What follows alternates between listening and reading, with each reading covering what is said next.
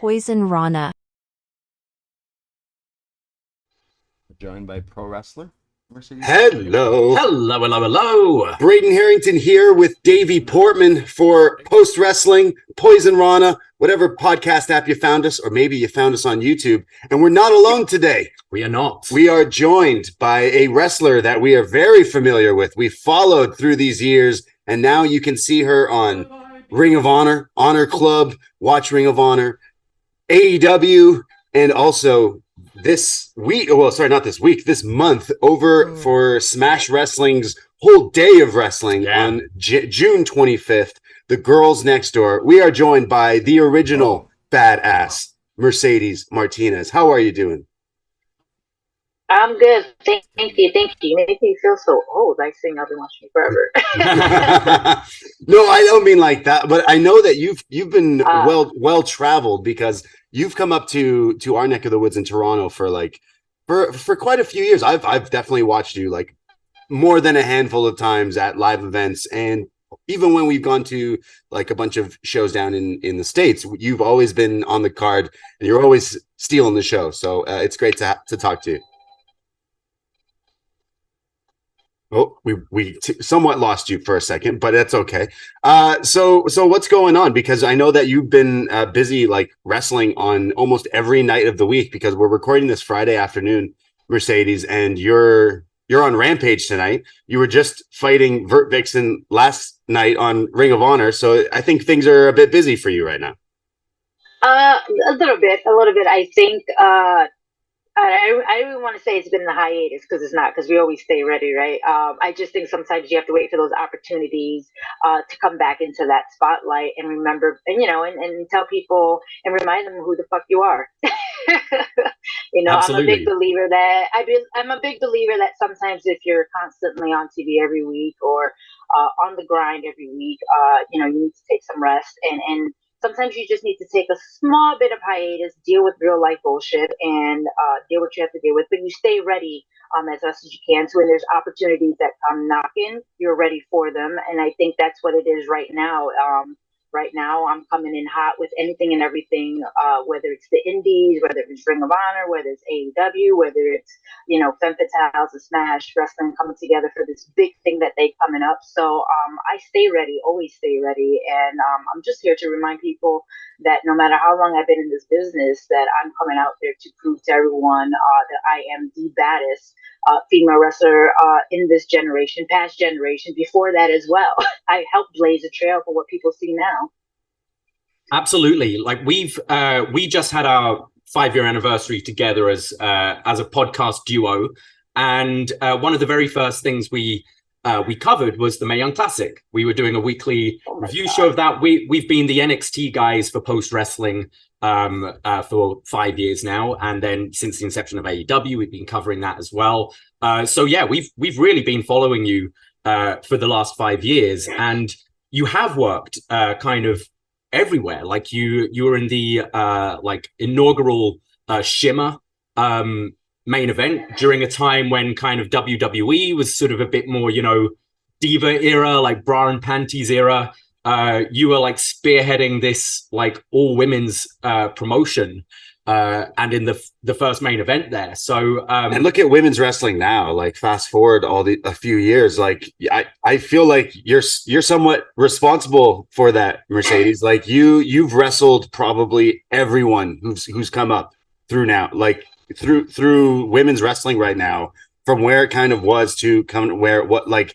You mentioned, Davie, like the Shimmer thing, and then I'm wearing a Women of Wrestling t-shirt. That show's back on TV. Like women's wrestling right now, like women's wrestling is more popular than ever. And like even on WWE programming, they're like main eventing and at pay-per-views and WrestleManias and things. It's got to be kind of cool to see that. Yeah, it definitely is. You know what? 23 years in this business, man, that's a long time. It has its up and downs, and I'm one of the fortunate ones that has been able to keep my career on the up and up. and be able to see these up and downs and these changes and be a part and maybe even influence some of these changes. I take credit. I pat myself in the back all the time to know that I am a part of this women's change in wrestling. There's still a lot more to go. Trust me. I want to be a part of that going forward. And I think, back in the WWE days, from when I was watching WWE, my idols were not any female wrestlers, because I'm an athlete first and foremost, always. I've always been an athlete. That's how I pride myself when it comes to wrestling. When you see my style of wrestling, it's not that it's the TNA era anymore of, basically, the puppies and all that. It's athleticism. And I've always been one to push that, because not every female desires to be in that role of the TNA aspect. Back in the day, yes, you had to. Back in the day, it was that genre of you have to be pretty, you have to have the part. You didn't have to wrestle. You didn't have to be a wrestler to be on TV and make that money and have that fame. And it was hard enough for females to even get in this business. But I think, with promotions like Shimmer, they were one of the first promotions out there to really push female athleticism and female wrestling in the form of wrestling. It didn't matter what your background was, as long as you were able to perform in that ring, have your character. It didn't matter what you looked like, because at the end of the day, if you can connect with the fans and you can push what you believe is your form of wrestling, that's all that mattered. And that's really all that I wanted to make sure that we push forward, going from Shimmer up until even now. Now where, females are main inventing, these companies. And man, I'm just glad to still be a part of it, like still here, being part of, and I'm not even calling it a trend, because it's a transformation of women's wrestling. Like, we are here to take over as much as can. We want to be able to not just have one match on a promotion or in a TV. We want to have at least 2 or 3 and make it equal to what the men's are. Like, we still have a lot more to go. We want to be able to have our full minutes. Like, there's so many topics that I can delve into this, and not just, because there is so much change to go forward, and it's going in the right direction. I just think it does this. It just super slow. Super slow. And 23 years in this business, I'm like, come on, we gotta like a lot of fire on this people's asses to be like, hey, women's wrestling is where it's at. Like, give us our props, give us our due. Like, we do the same thing the men do. We bleed the same way that they do. We take the bumps the same way they do. We literally train with them, but we don't get the proper respect. And for us to be where we are now, from when I first started to where we are now, in companies across the board, doesn't matter where it's Indies, AEW, WWE, it doesn't matter where you are. The fact that companies are now respecting women's wrestling and knowing that we are just not that novelty, I'm just glad to still be here to see that change and be a part of that change, and really just take the opportunities to help and keep bringing that change going forward. And hopefully I'm here long enough to, maybe not actively, but in the background, to still promote that change and make it go just a little bit faster. How difficult was it, sort of those early 2000s kind of pre-Shimmer to get booked, work the indies? Like, now it's not unusual. We go to indies in the city all the time. We're seeing, Jody Threat, Masha Slamovich, like Ali Catch. We're seeing all those girls like all the time, and it's just normal. But thinking like early 2000s, we'd see, valets and stuff, but I can't really remember seeing much women's wrestling. And you have carved a career this whole time. What were those early 2000s like? Oh, they were brutal. I think it's, if you had a staple, and at that time in the early 2000s, I was up north. I was in Connecticut, New York, New Jersey, Pennsylvania, Delaware area. That was where wrestling really was hot for female wrestling, but it was only a crop of girls. It was the same girls that you wrestled constantly through those states. It was the Cindy Rogers, the Misty Sampsons, the Amy Lee, the Aaliyah Little Feathers. Who else was out in that time? April Hunter was a name. Luscious Lily. There were so many girls that I can name that had to come through that crop. Lufisto was a big one. That had to go through will wrestle the same girls constantly. When I say constantly, like I can work a whole weekend of 3-4 shows and I will wrestle one girl in those 3 and 4 shows. And we just kept staying with the same match for 4 promotions. Why? Because there was no females. Or you had to wrestle a valet, or you had to wrestle a stripper. It was just that type of environment because promotions didn't take women's wrestling seriously. They always took us as a valet because what you see on TV is what a lot of indie promotions mimic, right? They thought that's where the money was. And not to take away from anybody, because I don't knock anybody who needs to do what they have to do to get into this business. If you believe that you have the sex appeal and you want to be that valet and that's your way to fame and fortune, go right ahead, mama. Do what you got to do to survive. Do what you got to do to make your money. I don't want to be a part of that genre. I separate myself from that. You do what you have to do. If I got to wrestle you, God forbid. It was hard. It was hard. And the promotions, if you didn't push their valets, or if you didn't push these strippers and give them their worth, because sometimes they got 9 out of 10 times these people got paid more than people like me, probably double or triple. They got the best hotel rooms, they got the catering, they got all of this, while wrestlers like me who, trained with Jason Knight and the Samoans and was brought up the hard knocks way, just like the men do, got nothing in return. When we say that the old school way is really hard, it really is, compared to now where everything is handed to almost everybody. You could be a superstar in 2 years, if that. It's just sometimes you just need that one break with that one person, or if you still got the look, because if you got the look, you have it. It's just a lot easier for a lot of females to get noticed now compared to back in the 2000s when people just didn't know who you were because of the way you looked. They just didn't care. It was a whole different aspect of wrestling where we had to literally kill ourselves to even get a match or to put ourselves on, a TV series or anything like that. It was really, really hard.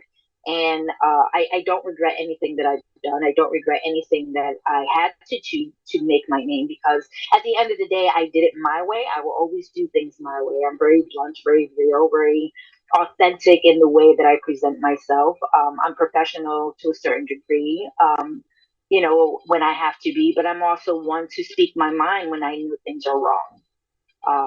And people will hear about it. People, I'm very chill, very laid back, very in the corner. I'm an observer for everything, but I like to make sure that, if things are wrong, that I'm going to say something. And that hurt me a lot in for opportunities, because I like to speak my mind when I know things are wrong, when I know things could be better, when I know things could be done a certain way to help women's wrestling.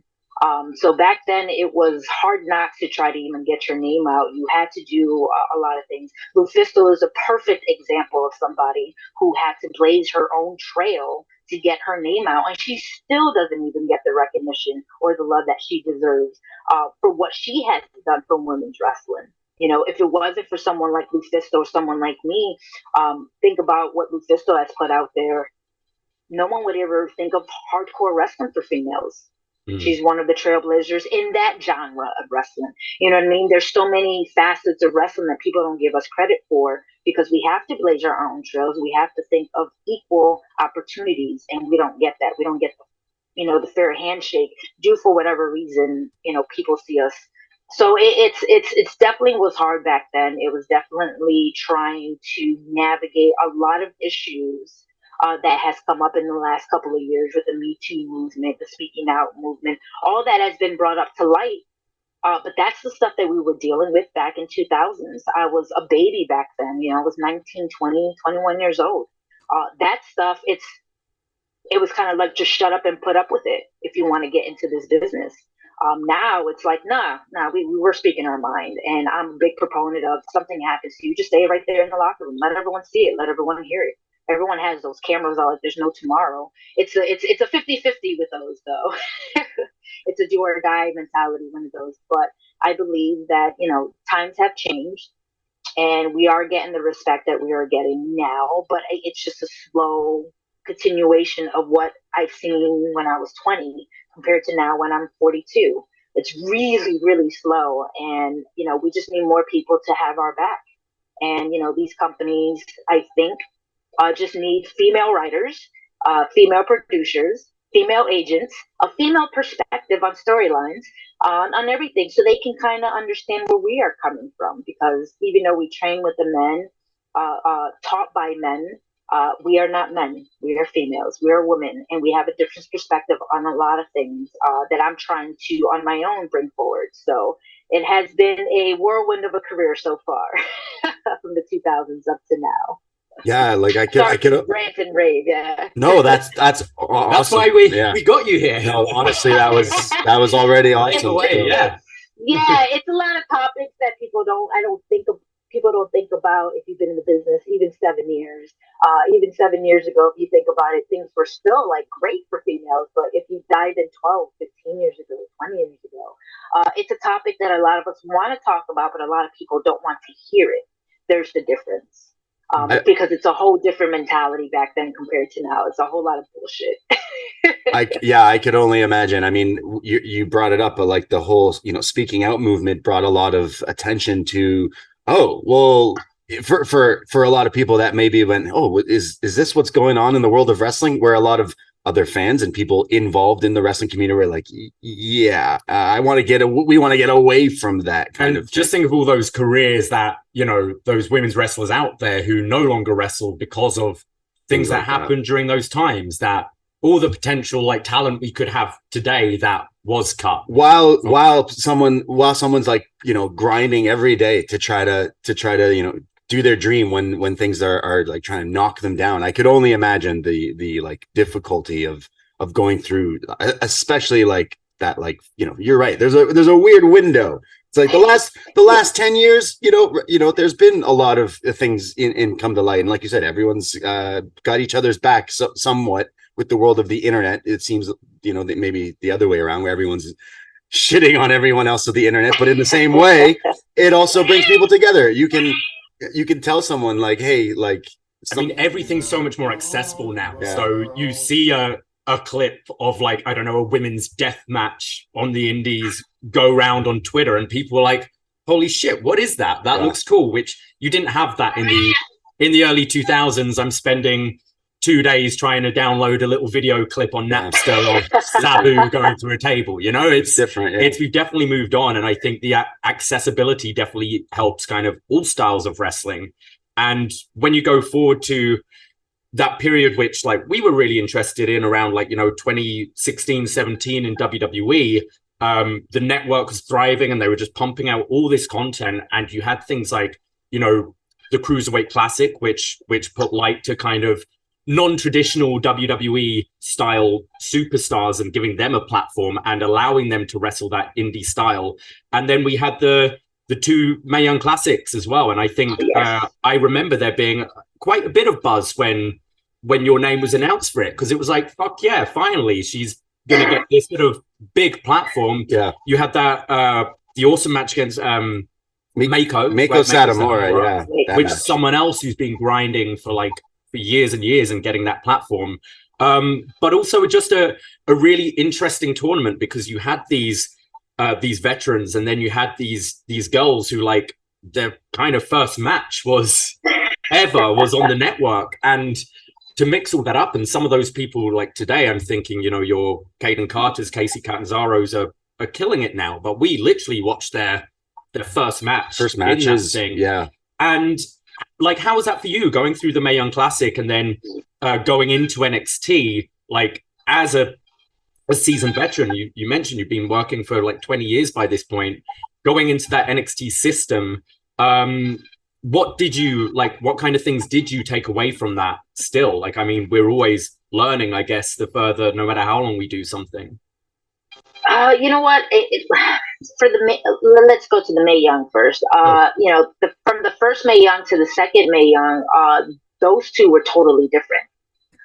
If you look at the roster for both of those, I think the first year was more centered towards maybe known names of the indies versus their actual roster.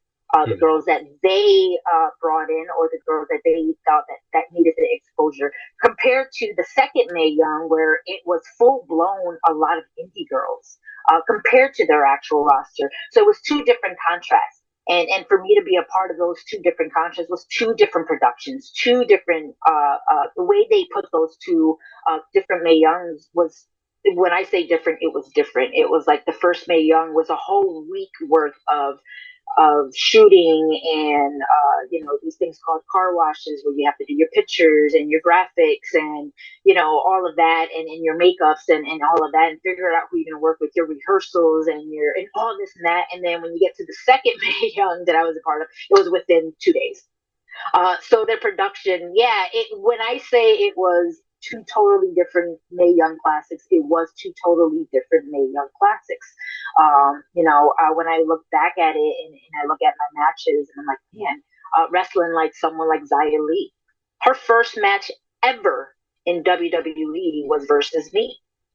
How do I go into something like that when you have someone who's never wrestled before, who still is in training boots, basically, who's still learning the ropes, who's still learning how to wrestle, who's still learning how to bump, and really pull back, from what her background is to wrestling. It's almost like, man, this is happening on national television live. Like, this is something for her, it's putting me in that position to calm her down, putting me in that position to lead the way, to let her know that this is okay. Don't worry about the crowd. Don't worry about anything.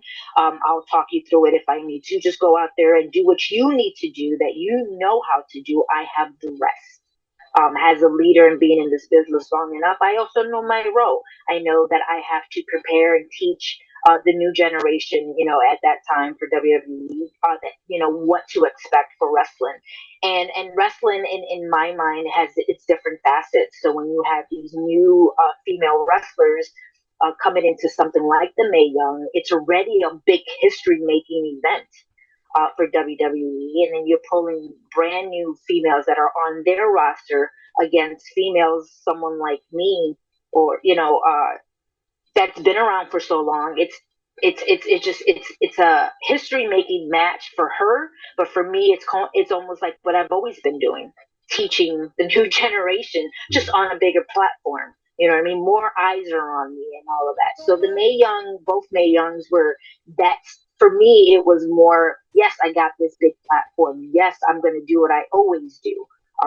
Bring my style of matches to the mainstream, my style of physicality, something that no one really sees on the mainstream, because I'm a no nonsense type of a worker. You don't see my type of wrestling unless you're on the indies. But to bring it on a national platform against the style of WWE is a whole different mentality. It's a mind fuck, to be honest with you, because you have to be able to give it your all, but pull back.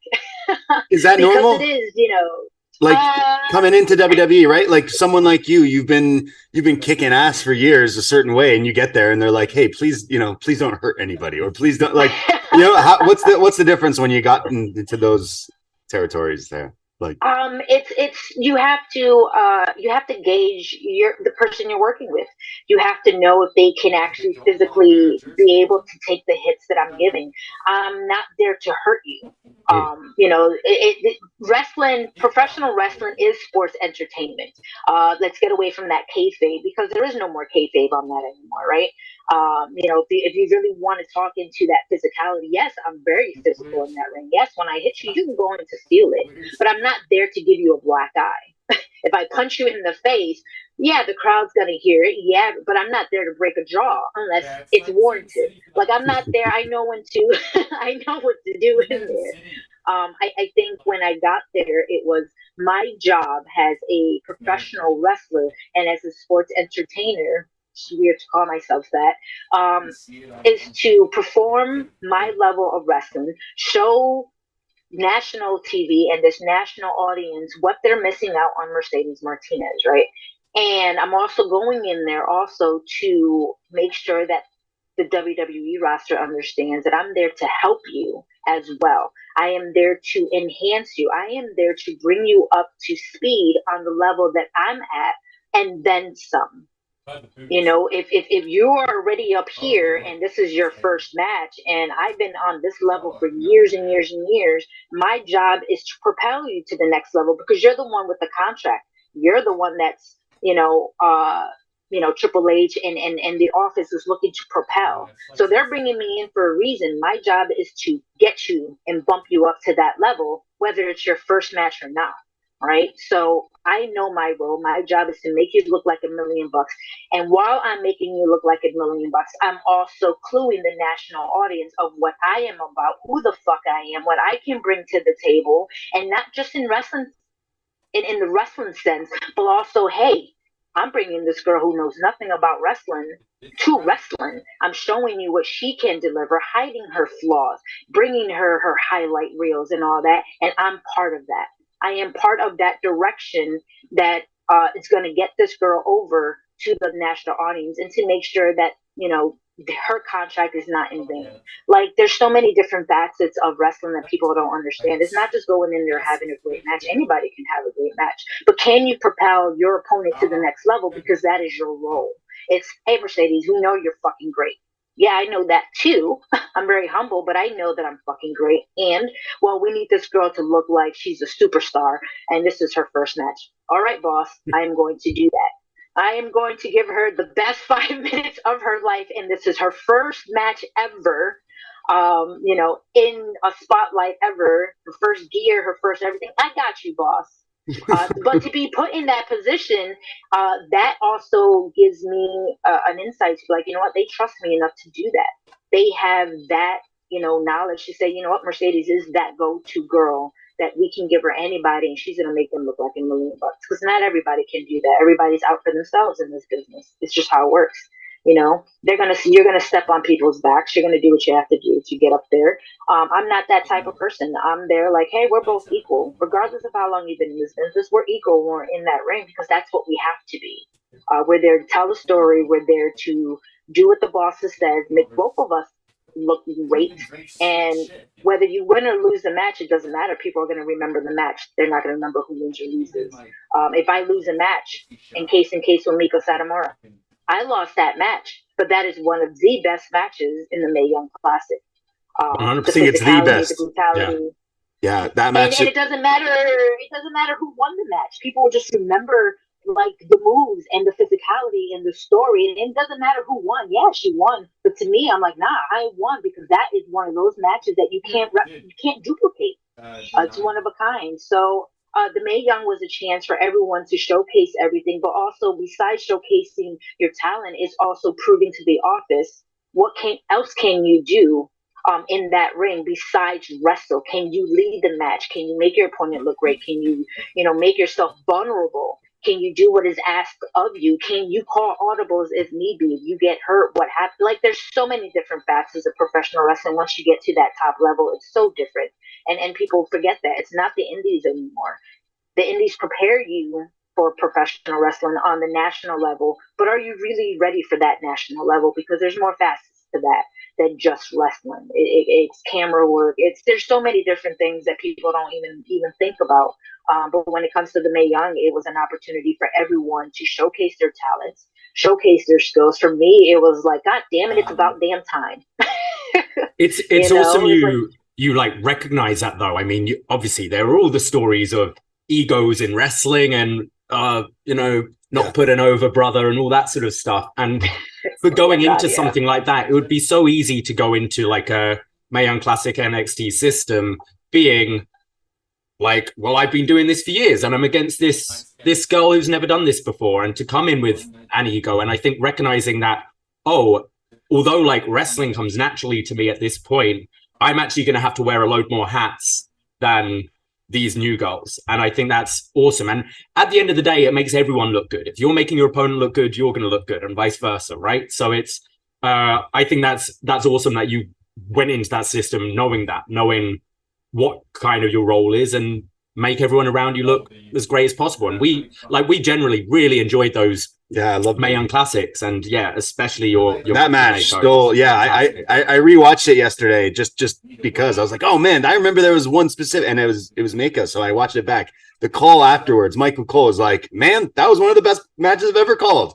That's crazy high praise coming from this guy who's been calling, I don't know, everything, thousands of matches. So it was a pretty great rewatch, and like you said, you were in there, you're wrestling people that maybe are having their first match. but you're also wrestling someone who, Meiko wasn't wrestling her first match. So was that like kind of like a bit of a dream match in some sort of ways? I know a lot of people watching it was, yeah. It definitely was. It was, I think when the second Mae Young Classic came in, I saw the roster and I was like, I really want to work Meiko if I can. I didn't know if I was going to be out in the first round or how far I was going to go with the second Mae Young, because it was more established wrestlers at that time, that they would bring it in compared to the first Mae Young. The first Mae Young, I knew what I had to do. I knew my role. It was to propel their, their roster, because it was that was the mostly reason, of course. I think when the second one came, it was like, you had someone like a Meiko, and I was just like, wow, like everybody wants to work her. Am I going to have that chance? Are they going to put the two big veterans against each other, these two boss players? It's like a combination of a video game. Like, man, this is the final, like fucking boom. And when they did, it was like, all right, now I really have to go. Like, I really have to, whatever I've done up to this part, it doesn't really matter. I gotta go in there and fucking blow the roof off the fucking place and let them know like who the fuck I am. Like, yes, I'm a 20-year veteran, almost 20-year veteran at that time, and I'm gonna show that I can go and still go. And Meiko had that same mentality. It was, okay, I'm here, and it's her opportunity to be on a national platform. If you've never heard of Meiko, then this was her shot for people to know who she was, and it was my same thing with me. We're both on the same mentality, and we go into this match and we're like, all right, let's just give it everything that we have. The physicality, the brutality. Let's not pull each other anything back. If I'm hitting you, I'm hitting you hard, and you're gonna hit me hard, and we'll say sorry later. Type of mentality, because we both want to show people that wrestling is wrestling, but females can go out there and fucking kill it. And the two big bosses of this company, like of wrestling, are going to show the world, yeah, we belong here and then some. And if we're not here, well, now why we're probably not here, because maybe we're hit too hard. Maybe we need our own promotion for this style of wrestling, who knows? But we went out there and we fucking kill it. And when when I speak about my top 10 or even top 5 matches, she's up there in the top 3. And it's not because of just that match, it's because I know what she brought out of me. Going into the ring with someone like her, growing up and just kind of watching throughout my whole career, like who Meiko is, and going to Japan and knowing like her name is synonymous with women's wrestling over in Japan. It's just like, all right, I one day I'll get to wrestle her. And it was brought forth, and it was like, all right, now whatever I have, whatever movesets I have, what haven't I done, I'm going to do it today. And she's going to, do me the favor and give me everything, and I'm going to vice versa. So it was a 50-50 match, and man, we blew the roof off that place. And I actually had a second chance to wrestle her in a rematch over in Australia. So we were able to, we were able to bring that match again back in front of an Australian crowd. Maybe not as big as the platform, but we still gave it our, we probably gave maybe not 200% because it's a smaller crowd, more intimate. So you kind of, when you're on an indie show compared to a national stage, the crowds are super close.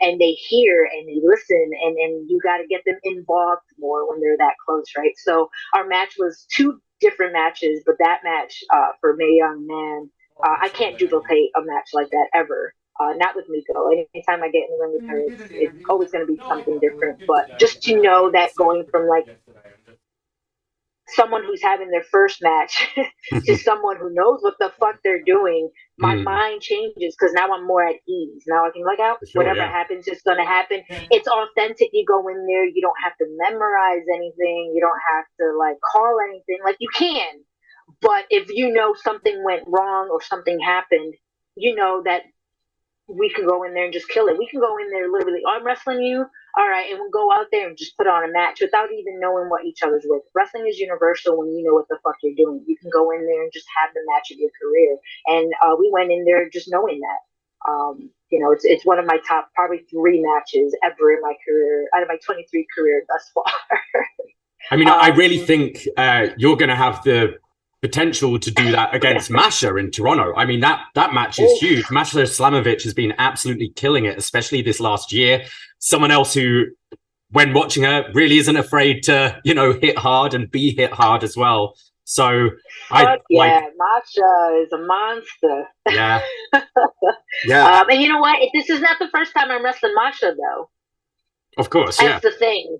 I know through the internet, like, oh, this movie. I was like, yeah, but this is probably like the fourth, maybe the third or fourth time that I'm wrestling her. It just so happens that I'm wrestling her in Toronto, where it's a big fight feeling compared to the other time. Not that they weren't, but when you're wrestling someone who's just coming up, don't have a big name like Masha has now. It's kind of like, all right, Masha, you have a tendency of being, labeled this deathmatch hardcore person. No, we're just gonna wrestle for right now, okay?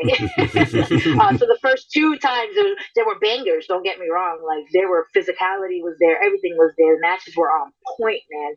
Like, I loved them, but going to this Femme Fatale Smash Wrestling match, in the next 2 weeks or so, it's a different feeling. She's on a different level right now. She fucking leveled up her game since the last time I wrestled her. I level up my game all the time. But going into this match with her, it's going to be like, if you thought, she brought brutality, to GCW or to wherever she's coming on, she's champions all over these promotions. Well, I want that Masha coming in. I want that Masha, because I haven't had that Masha yet. I've had the wrestling Masha where it's, hey, let's chain wrestle. No, I want the Masha that's going to kill it, because that's the Masha that's going to bring me to a different level. It's going to bring Mercedes to a different level, because sometimes, I need that. I need someone who can get me in a different mind frame, who can take me out of my norm and bring me to their level, because it just levels me up more. It just knows that I can still go with the best of the best and with the upcomers. Masha's going to be around for a long time.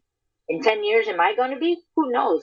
But for right now, I'm going to show her who the fuck I am. And like, yeah, you've been around and you got your name this year, but don't fucking forget who I am.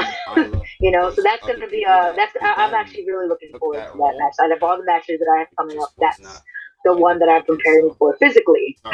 Yeah. On paper, it sounds awesome. I'm a big fan of both of you. Is there other people out there right now that you watch and you're like, oh, I can't wait to kick the shit out of you, or fight you, or maybe you have friends you haven't wrestled or have wrestled a bunch, and every time is different or the same, because there's so many, like every few months a wrestler pops up and gets a little bit of buzz behind them, and then right away us wrestling fans are like, oh, I would love to see this person versus this person. And I'm sure as a wrestler, you wrestle a lot, so I don't know if that goes through. I don't know if that goes through wrestlers' minds, like, oh man, I can't wait to tear it up with that person.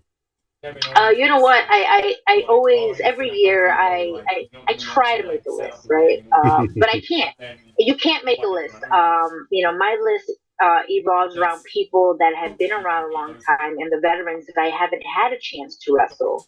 But we go through these channels, and I'm like, man, maybe I get to wrestle you. Like, Natty Neidhart has been on my list for 20 years. And I never, even in the indies, had a chance to wrestle her. And I got to WWE, I was like, fuck yeah, I'm gonna wrestle her. Nope, just our paths never crossed, right? So that's on the top of my list. But if you're talking about the indies and just the up and coming girls, there's too many to name. There's not one person that I don't want to get in the ring, because I want to wrestle everyone, whether you have a name or not. Why? Because I believe at this stage of my career, my job is to still help the new generation. If you've been in this business 1 year, and let's say you have and let's just use AEW, since that's portion I'm part of right now, right? When they had the darks and the dark elevations, and now we got Ring of Honor, which I'm fucking happy about. You bring these girls that are getting a little buzz, and even if it's a 3-minute match, you still want to highlight them. Like, I'm not there to bury you. I'm there to, everyone knows what I can bring to the table. I'm such a giving person to a certain extent. Give me your best 10 out of 10. Let me see what you got. Let's see if you can actually handle this level. Are you ready for this level? And if I feel that you can't, and we're in the match, I call those audibles, and I'm going to protect you, to try my best to make sure you don't look like a fucking idiot out there, and I'm just going to take the match home, right? That is my job at this point in my career. Yeah, I can put the bangers for anybody out there if it warrants it. Sometimes you have chemistry with people that you just didn't think you would. And sometimes you think that you would have the best chemistry on paper with these up and comers, and then it's like shit for whatever reason. And it's I think the roster, and not even the roster, just the females out there now, the women wrestlers out there now are way more prepared for wrestling, and they are more physically prepared for wrestling. Let me phrase that. They're not out there to be the TNA. They're not out there to be the valets. They're out there to steal the fucking show. And because they have that mentality, every person that I come into contact with in any locker room, I watch. I try to watch all the girls' matches. You know, I would love to wrestle Trish Adora again, because the first time that we wrestled was for Ring of Honor, but sometimes you can't give your all on a national TV platform. You know, there's restrictions on a lot of things. There's your character that you're trying to, their story is what they're trying to do. But if I wrestle Trish Adora on an indie show, everything is thrown out the window. We're going at it, like that. I would love to wrestle Lufisto again, to be honest. Yeah. I think we've had wars upon wars upon wars because we had to transcend women's wrestling. You have two pioneers in this business. I want someone to put us together and just let us fucking go. Whether it ends up in hardcore, I won't do death matches with this, okay? I was going to ask you that. Yeah. Yeah. No death match. Not my genre. No. That is not my genre. I do not do death matches. I do not bleed. Unless it's the hard way and by accident. With the hardcore matches that I have done, especially with Lufisto, I think I've never bled. And it's because stories, you tell stories, but I would definitely love to get in the ring with Lufisto and give her flowers and say, fuck yeah, like you're the one who just never gets the recognition you deserve, and let's have one more fucking banger of a match and show the world the story that we can tell, show the world what women's wrestling is really related to, and that we're still fucking around to like show you guys a banger of a match. But like, I had the match with Bert Vixen. Never wrestled her. Only watched her through highlight reels because, that's what's on social media is highlight reels upon highlight reels. But do you really know if that's really what they can do, right? You actually have to watch a match from the beginning to the end to see if someone's really capable of wrestling nowadays. Everyone expects gifts and all this stuff. I can't tell if you're a good wrestler by a highlight reel. You're highlighting yourself. How do I know if you can lock up? Are you showing a lockup? No, you're showing the best of your best, right? So someone like Bert Vixen, who's an up and comer, man, just the match that we put together in the time frame that we had, my job was like, you know what, let's fucking bang this shit out. I know what you're capable of. I don't know if we're gonna have chemistry or not. I'll feel it out. The moment that we talked was just like, there's the chemistry. I was like, all right, we're gonna put a banger out there, and that's what it was. The one thing that, what people with that Bert Vixen match is that I went to Tony right after, and I said, I always like feedback on matches, and I'm just like, I want her again. Let's run this back. And I don't do that to many matches. I said, I want to run this back with her. Give me more time. Give me 15. Give me whatever you got. Even if it's 1 minute more than what I had, just give me more time. Yeah. Why? Because I believe that our chemistry was so on point that I want to highlight more, because I believe she can bring more to the table than what I was able to give her. Because of time constraints and because character and because I'm coming back to Ring of Honor, I'm getting back my TV. But I think someone like her deserves a platform because she has something, and I can't pinpoint it, but she's got something, whether it's her character or her look. She understands, the formality. She understands wrestling. She understands her role, but she wants to put herself over, so she listens well, and she's like, yeah. And I'm a big believer of give me what you got. Tell me what you got. I'm not going to give me your ideas. It's not one fit all. It's give me your ideas. What's going to best be for you? And I'm going to put it in the match because it's going to highlight you. And then I'll do what I do. But Bert is one of those that is going to be that up and coming superstar out there that I believe in. I'll put my name on her any day of the week. Jody Threat is another one who I wrestled in Shimmer, who I would love to have another crack at. Because when I wrestled girls back then, a couple more years later, they're on a different ball game. I'm, man, if only I wrestled you the way you are now back then, shit, who knows what would have happened. So Jody Threat is another one. Killer Kelly, I know she's in a different company.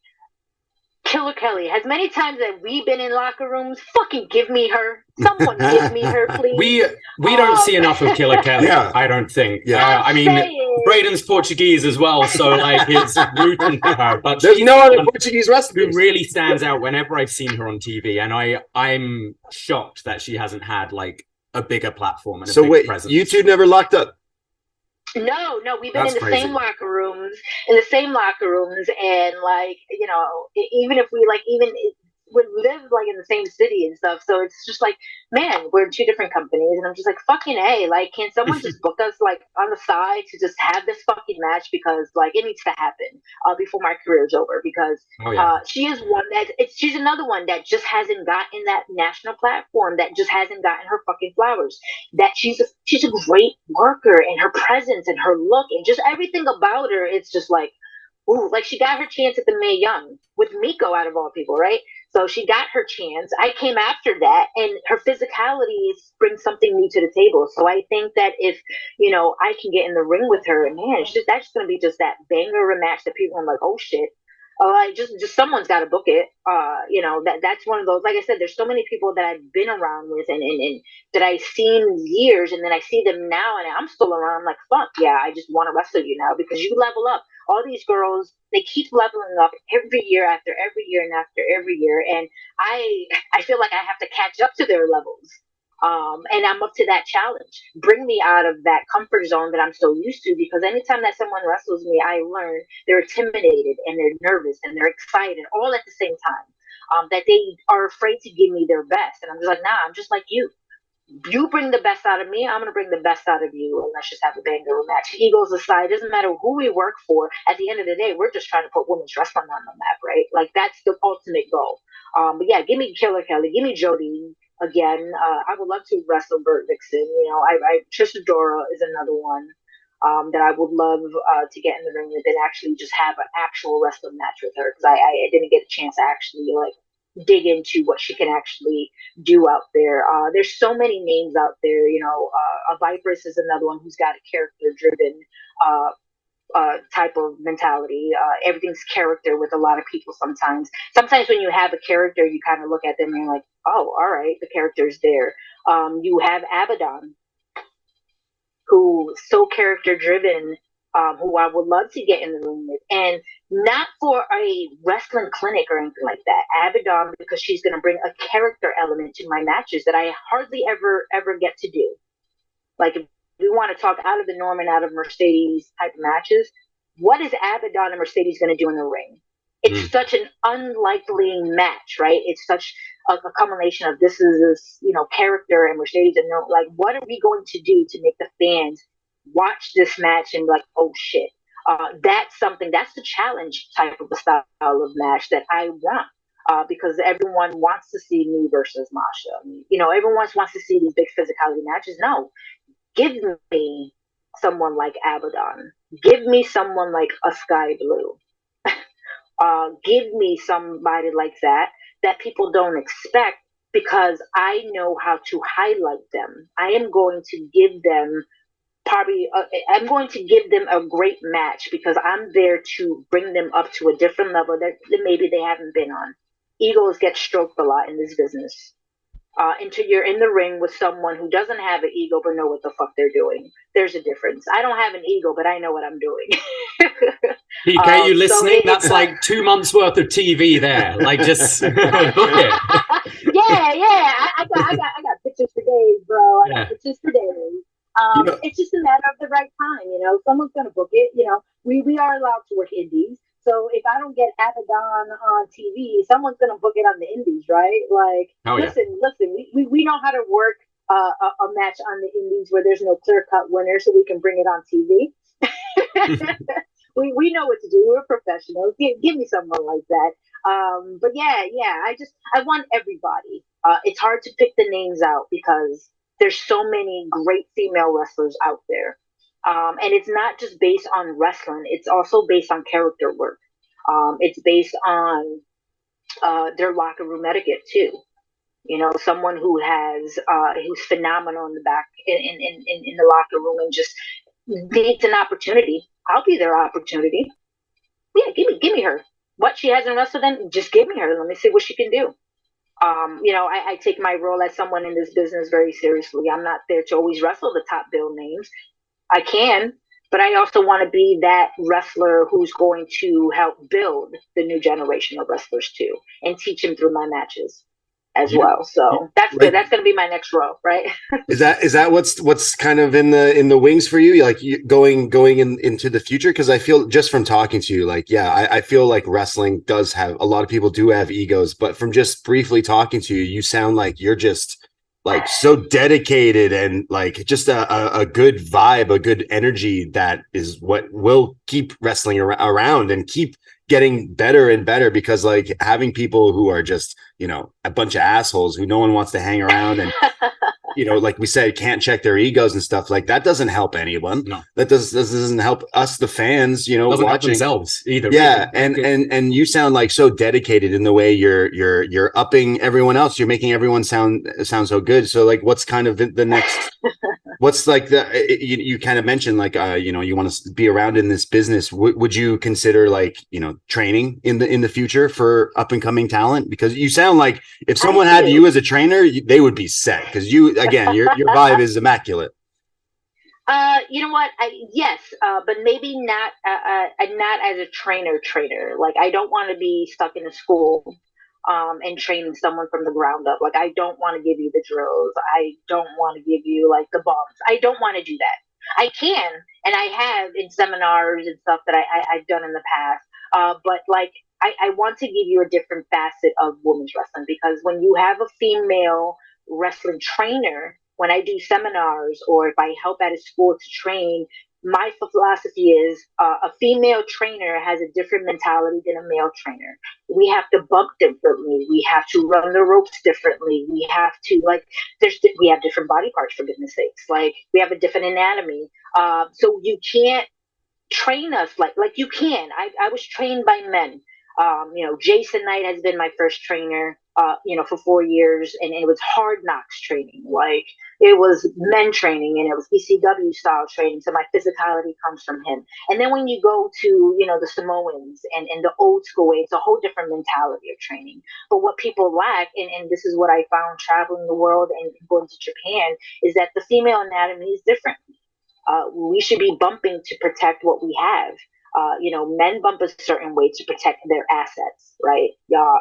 Females should be bumping a different way to protect our assets. We have different hormones. Like, there's so many things that can go into all this, and I usually talk about it in my seminars when we talk about it, because it needs to be said, because no one understands it unless you're a female. I understand what a female's going through. Everyone back in the day when I was training, it's hormones kicking in, females, you're too sensitive now, motherfucker. I'm not sensitive. We just have different hormones than you. Like, fucking understand that shit. Like, I'm not crying because I'm hurting. I'm crying because it's just my body says it wants to cry, so let me fucking cry. Like, like, it's just, that's like if we want to dive into that, we can, but I won't. But I do talk about it in my seminars. I do talk about a lot of things in my seminars where it comes to sexual harassment, how to deal with the fans. There's a lot of facets of a female being in your school that needs to be there. I always believed that a wrestling school should have a female trainer for a lot of reasons. And that's because a female needs to feel safe in a school if there is a female on her side who has her back. And every wrestling school in the world needs to have that. I booked a dentist appointment the other day, and it asks, would you prefer to have like a female or male dentist? You have that at the gym with personal trainers. You have that with doctors, with everything. And especially something that's, involving your body. It's involving contact and stuff. Absolutely. Like obviously I'm from the UK, and there's the whole speaking out thing, which a lot of that came from Brit Res. And you look at the safeguarding of a lot of these schools, and there is none. It's not treated like a school. It's not treated legit, like a gym. Almost legit, yeah. It is something that definitely has to come in, and it's just going to improve the business for the better, 100%. Oh yeah, definitely. I wish I had a female trainer in my school, and not that I don't loved the way I was trained because it was very different. You know, when you go to a wrestling school back in 2000, like I was 19 years old when I trained. I know nothing about wrestling. I didn't even know there was such thing as indie wrestling back in when I was 19. Never even heard of it. It was just you have to go to school and you got to train. Okay, so I don't know shit. I was so naive and so clueless to this world, and this bullshit that I had to go through. I don't ever want a female to go through, whether it's training or going through seminars or trying to find the right school and all this. So I believe, you know, if I could have I have patience, but I believe that my style of training is not for everyone.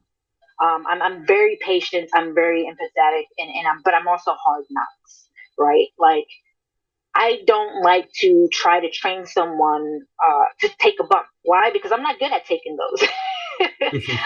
I know what I'm good at, and I would rather leave that to someone who's really good at training and giving drills and doing all that. What I am good at is I will teach you how to chain wrestle. I will teach you the different forms. I will teach you the psychology, and I will teach you, you know, how to put a match together this way and this way.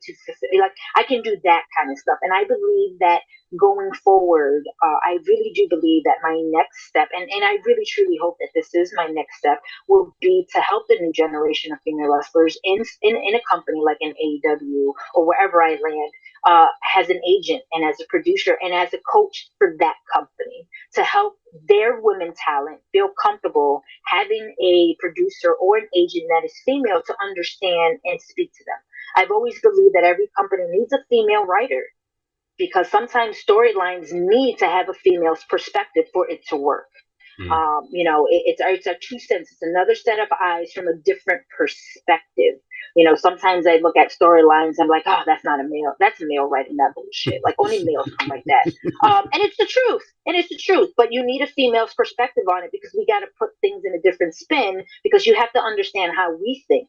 A man doesn't understand that. You know, you want to, and most females feel comfortable 9 out of 10 times with a female agent and a female producer, because we understand things that men don't understand. Like I said, like, you know, different anatomies, different hormones, different everything. You know, I think most females are more comfortable speaking to their peers about their storylines and their stories. And hey, how do I bring this? There's so many times in every locker room that I have been in that females come up to me and they ask, hey, I'm not happy with my match. And I'm like, well, who's your agent? Oh, so and so. And obviously it's a male, because most of the agents and producers are males. There's not a female for them to talk to about stuff like this. How do I speak to them to tell them that this is what's going on? And I literally blatant tell them, like, whatever's going on, you let them the fuck know. Yeah. Why? Because if they are your agent and they are your producer, they're supposed to have your best interests in this match to propel you, right? So then you need to let them know what's going on, whatever's going on. But I'm also the one to say, but if you don't feel comfortable talking to them about that, I will be there with you if you want to talk to them. Let me be your voice. If you feel like, yeah, because there's a lot of things that females, you know, that if you want to talk taboo in a locker room, because it has to be touched on. And I don't like to bring it up, but it has to be touched on because females are afraid to speak up on a lot of things because they're afraid to lose their spot in the position, or lose their position, or be called a bitch, or be called having an ego, or be called sensitive, or be called this.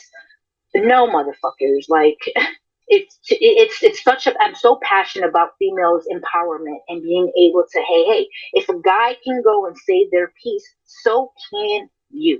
You are not being dramatic. You are not being sensitive. You are not being a bitch. You're just speaking your mind.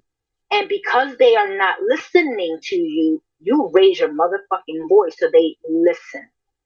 And if they're not listening to you, maybe they shouldn't be in that position to be your agent, because your agent and your producer should listen to you, should listen to your concerns, should be empathetic, hard knocks, do what you need to do. But things happen in wrestling for females that men don't understand. And you need someone who understands that, but also is a professional, who is in a professional direction or in a professional position to help you.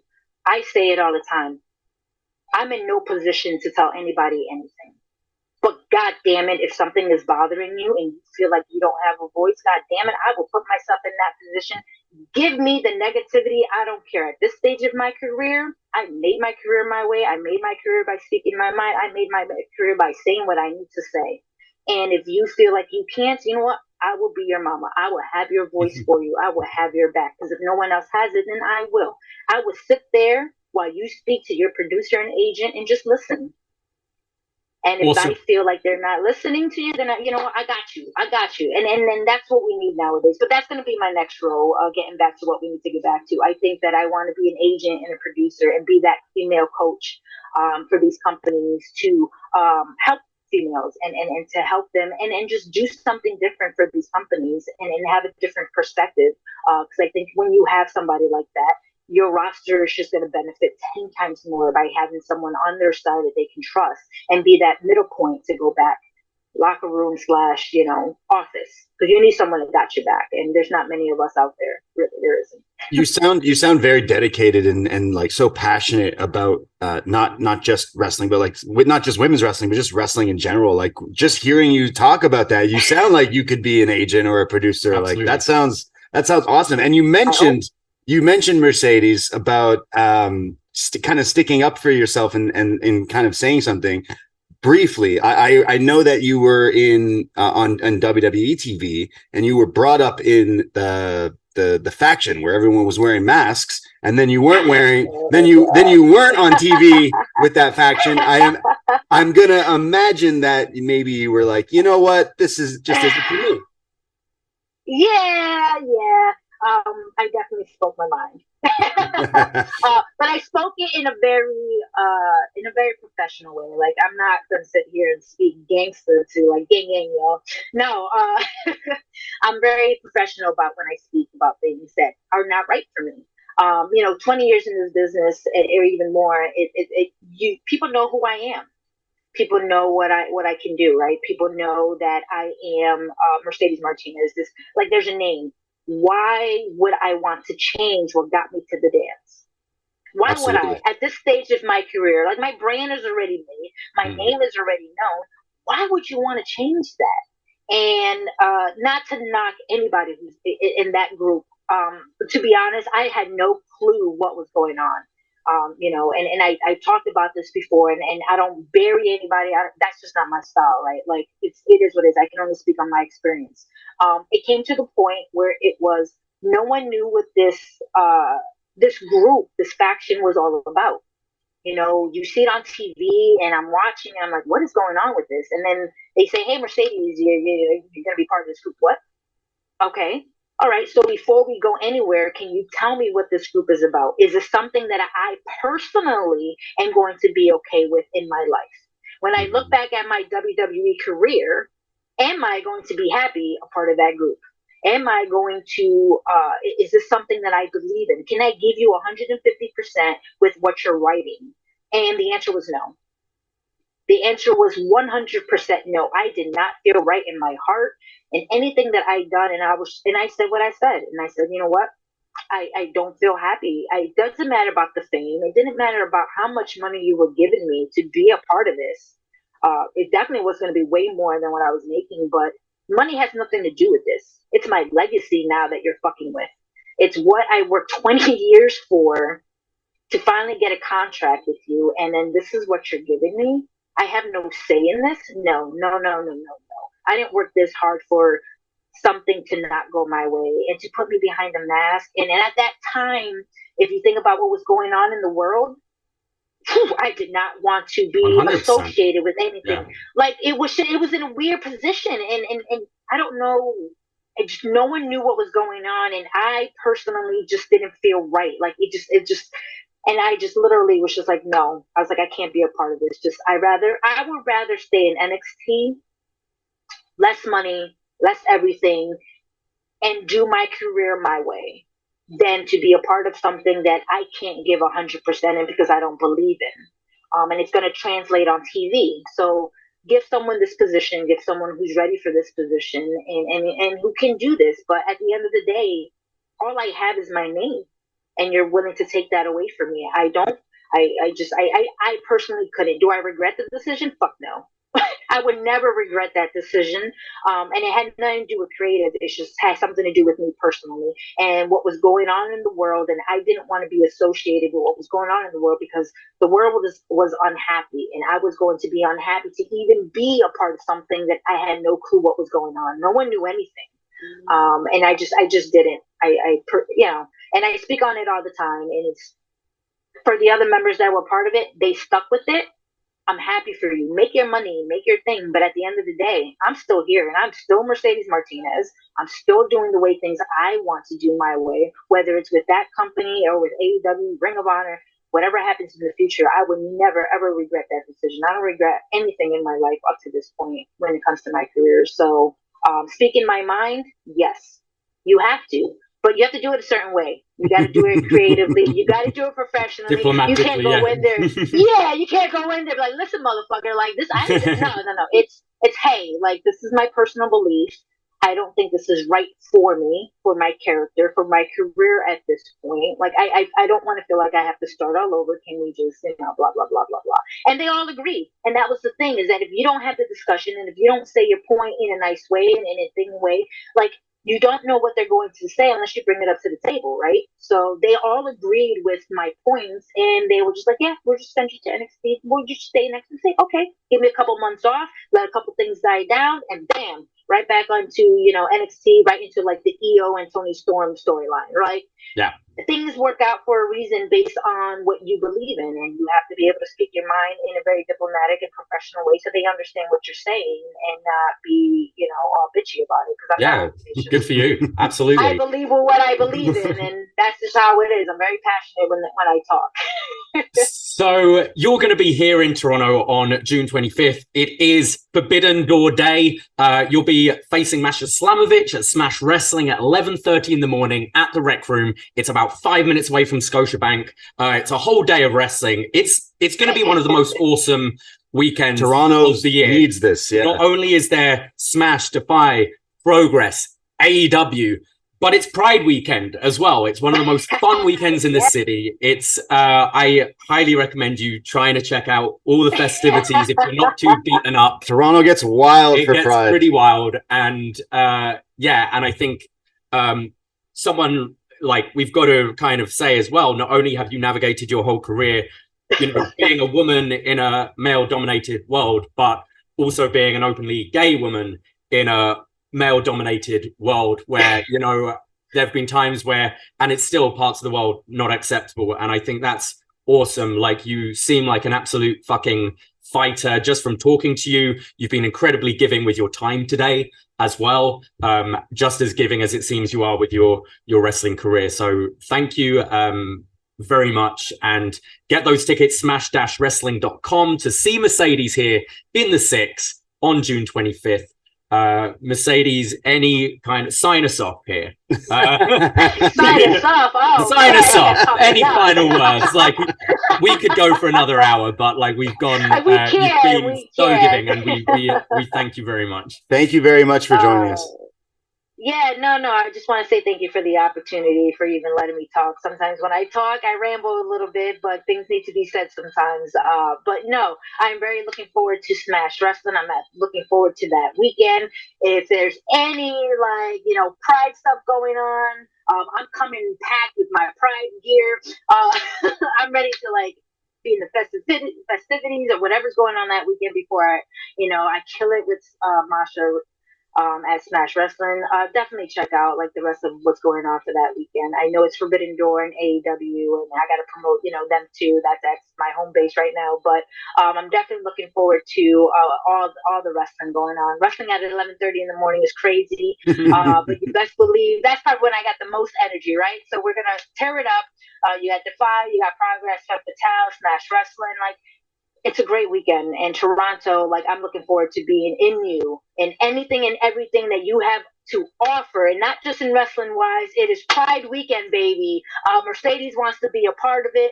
Hit me up with something, because I'm looking to party it up as well. Well, Mercedes, I'll put the invite out here right now. We are hosting an event at Real Sports. It's Forbidden Pour immediately after AEW. We are going to have karaoke going on. We're doing wrestling karaoke. And sing a song. Come sing with us. It will be an awesome time. Yeah, I would do my best. But thank you guys. I really appreciate your time. You're very welcome. I really do. Thank you guys. This has been great. Thank you very so much, Mercedes. Take All the care. best We'll to see you. soon. Take care, and thanks everyone for listening and checking us out. But cheers.